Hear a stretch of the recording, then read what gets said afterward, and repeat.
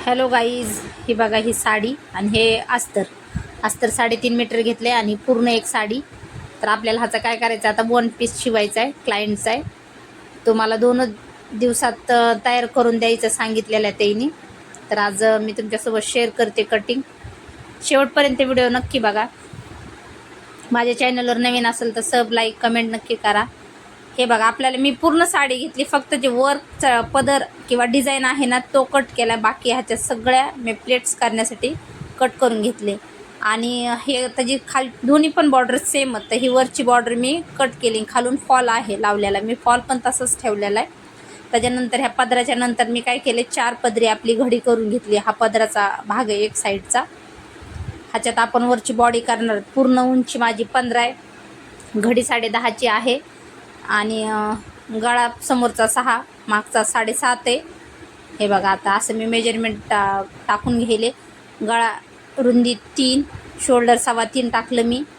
आणि समोरचा गळा 6, बॅकचा गळा 6.5. च्या 2 पार्ट मी सोबतच कट करायले. त्याच्यानंतर 6.5 बगल उंची. हे बघा, जेवढं आपलं शोल्डर आलं का तेवढं 6.5 बगल उंची. आणि ही घडी आपली 10.5ची घडी मी 1.5 इंच अजून एक्स्ट्रा घेतलेले फिटिंगसाठी. आणि हे टक्स 5.5, हे 4.25चा टक्स द्यायले. दोन्हीकून पण पाऊण इंचाचा किंवा 1 पण इंचाचा तुम्ही देऊ शकताय. हा समोर फक्त मी ह्याला प्रिन्स कट वगैरे नाही टाकत, फक्त 1 टक्स टाकायले ह्याच्यासाठी. हे बघा, दोन्ही पण पार्ट मी सोबतच कट करून घेतलेले. हे अशा पद्धतीने एक सोबत कटिंग करून घेतली आहे. आणि हेच आता मी नाही का अस्तरवर पण कटिंग करून घेते लगेच. पहिला गळा मी 6.5चा गोल काढला होता, त्याच्यावरच सेकंड दोन्ही पण सेम गळे असल्यामुळे मी एक सोबतच कट केले. त्याच्यानंतर हा 6.5चा बॅकचा गळा आहे, मोठा करून घेतला आहे. आणि आपल्याला नाही का ते नॉट्स बनवून लावायचे त्याला. तर ते त्याच्याकरिता आपण 2 इंचाचं बॉक्स असा छोटासा तयार करून घेणार. आणि तो शेवटला कट केला तरी चालतो, आता पण कट केला तरी चालतो, तुमच्या हिशोबाने तुम्ही करू शकता. त्याच्यानंतर परत वरती आपल्याला ही काय करायला, आता मी पफवली बाही 10.5 पूर्ण उंची टाकलेली त्या बाहीची माझी. आपली रेग्युलर बाहीचं पूर्ण टाकून घ्यायचं. आणि वरती 4.5 आपण पिन टाकण्यासाठी पफवली बाही असल्यामुळं वरती 4.5चा असा मी बॉक्स केला.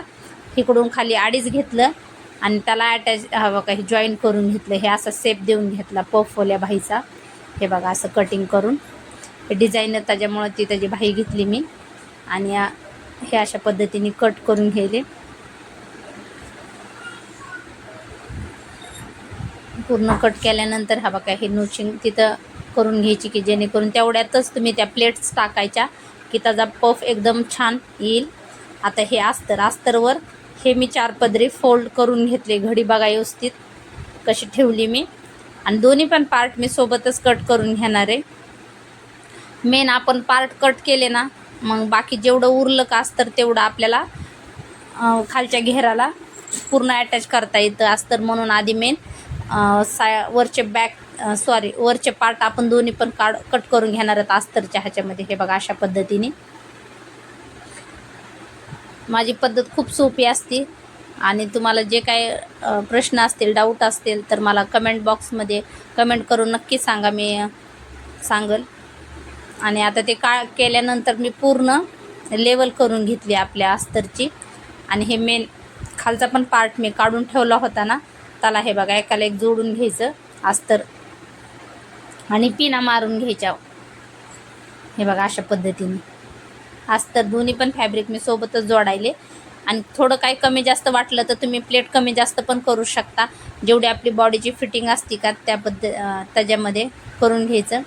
हे बघा, आता ते मी करून ठेवलं साईडला. त्यानंतर आपल्याला हे गळा अस्तरला मी डायरेक्ट अटॅच करून असंच राऊंड गोल गळा घेणार आहे अशा पद्धतीने. आणि फक्त फोल्ड करणार आहे, बाकी काही कॅनव्हस वगैरे काही लावणार नाही, लेस पण लावणार नाही.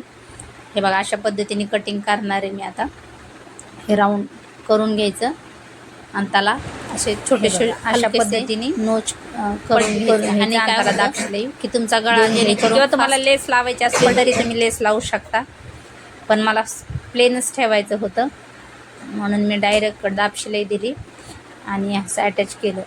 आपल्याकडे बऱ्याचशा साड्या असतात, घातल्यानंतर खूप प्रश्न पडतो की आता ह्याचं काय करायचं, आणि त्याची जुनी हे झाल्यानंतर घालू पण वाटत नाही. त्यासाठी आपण हे असे वन पीस किंवा घागरे वगैरे बनवून घालू शकतात. तसंच त्या मुलीचं म्हणणं होतं की मला वन पीस शिवून द्या, म्हणून मी बनवते.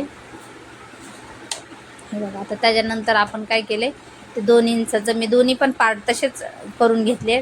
टक्स टाकले, पाऊण इंचाचा घेऊन 5.5 पर्यंत उंची त्याची टक्स टाकले. दोन्ही पण पार्ट मी असे आधी तयार करून घेतले.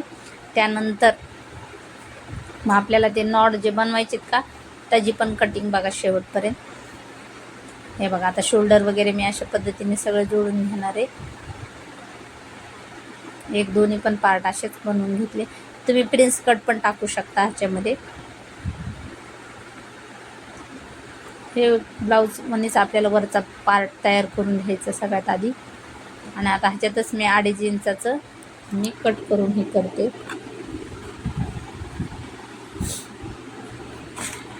2.5 इंचाचं 2 इंचाचं शक्यतो 2च इंच घेले, कारण शिलाईत पण जाणार आहे.